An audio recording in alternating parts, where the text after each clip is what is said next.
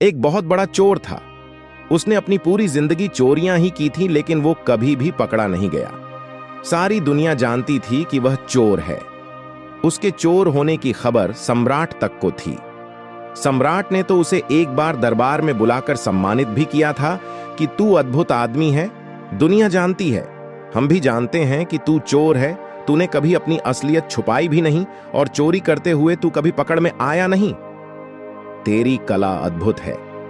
बरसों बीत जाने के बाद जब वह चोर बूढ़ा हो गया तो उसके बेटे ने कहा, अब मुझे भी अपनी कला सिखा दो। मौत का क्या भरोसा, वो कभी भी आ सकती है। तो बूढ़े बाप ने कहा, ठीक है, अगर तू ये कलर सीखना चाहता है तो मैं तुझे सिखा दूंगा, बस तू कल रात मेरे साथ चलो। वह बूढ़ा चोर अपने साथ अगले दिन लड़के को लेकर गया। उसने एक घर में सेंध लगाई। लड़का खड़ा खड़ा सब देख रहा था।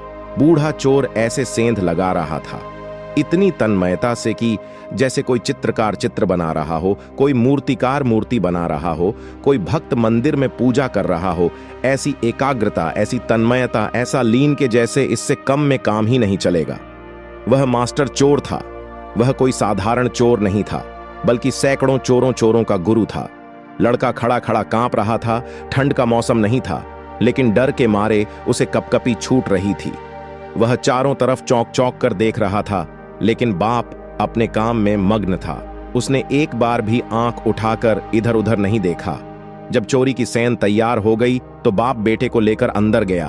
बेटे के तो हाथ पैर कांप रही थी, सांस फूल रही थी।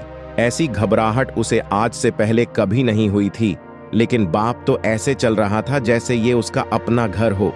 वो बेटे को लेकर अंदर गया। उसने कई दरवाजों के ताले तोड़े। फिर उसने कपड़े की एक बहुत बड़ी अलमारी का ताला तोड़ा और बेटे से कहा, तू इसके अंदर जा बेटा। अलमारी के अंदर गया। अंदर हीरे जवाहरात जड़ित बेशकीमती वस्त्र थे। जैसे ही बेटा अलमारी के अंदर गया, बाप ने अलमारी का ताला लगाकर चाबी अपने जेब में रख ले। लड़का अंदर फंस गया, पर बाप कमरे से बाहर गया और दरवाजे के पास जाकर जोर से चिल्लाता, चोर चोर, और सेंध से निकलकर अपने घर चला गया।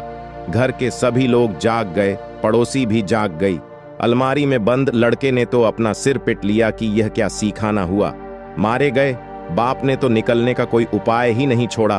ताला लगा दिया और चाबी भी साथ ले गया। पूरे घर में लोग घूम रहे थे। सेंध लग गई थी और लोग पैरों के निशान देख रहे थे। नौकरानी ढूंढते हुए उस जगह पर आई जहां अलमारी में चोर बंद था। लड़के को कुछ भी नहीं सूझ रहा था कि क्या करें। बुद्धि बिल्कुल बेकाम हो गई। लेकिन जहां बुद्धि बेकाम हो जाती है, वहां भीतर की आंतरिक चेतना जागती है।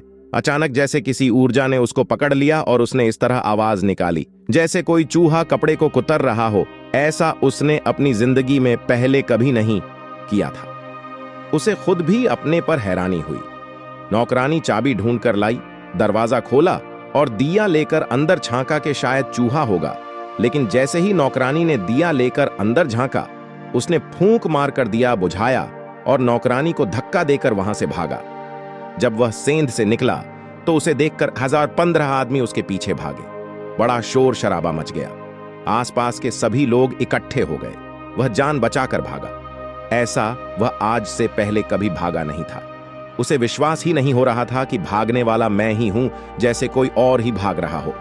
भागते हुए वह एक कुएं के पास पहुंचा और वहीं पड़े एक बड़े से पत्थर को उठाकर कुएं में पटका।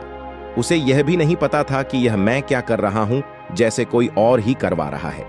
जैसे ही पत्थर कुएं में गिरा, उसकी आवाज सुनकर सारी भीड़ कुएं के चारों ओर इकट्ठी हो गई। सबको लगा कि चोर का पैर फिसला और वह कुएं में गिर गया है, लेकिन तब चोर झाड़ी के पीछे सांस रोककर खड़ा था।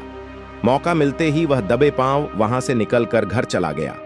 उसने मन ही मन खुद से कहा, आज इस बाप को ठीक करना ही पड़ेगा। यह कैसा सिखाना हुआ।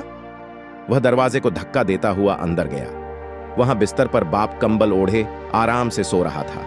उसने झटके से कंबल खींचा और कहा, यह क्या है? आप क्या मुझे मार डालना चाहते हैं? बाप ने कहा, अब बाकी की कहानी सुबह सुन लेंगे और तू सीख गया, अब सिखाने की कोई जरूरत ना रही। बेटे ने कहा, अरे कुछ तो पूछो मेरा हाल, क्योंकि अब मैं रात भर सो ना पाऊंगा।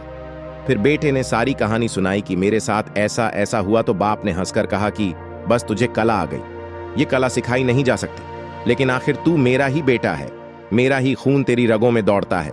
बस अब काम हो गया, तुझे चोरी की कला का राज मिल गया। क्योंकि चोर अगर बुद्धि से चलेगा तो फंसेगा। वहां तो बुद्धि छोड़ देनी पड़ती है, क्योंकि हर घड़ी नहीं है। हर बार नए लोगों के यहां चोरी करनी है। हर मकान नए ढंग का है। पुराना अनुभव कुछ काम नहीं आता। वहां तो बुद्धि से चले की परेशानी में पड़ जाओगे। वहां तो हर पल जागरूक रहना पड़ता है, सजग रहना पड़ता है। वहां तो अंतर से चलना पड़ता है।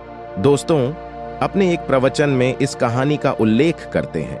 वो कहते हैं कि ध्यान की कला भी चोरी जैसी ही है, वहां बस होश चाहिए। वीडियो को अभी तक लाइक नहीं किया है तो वीडियो को लाइक करके चैनल को सब्सक्राइब कर लीजिए।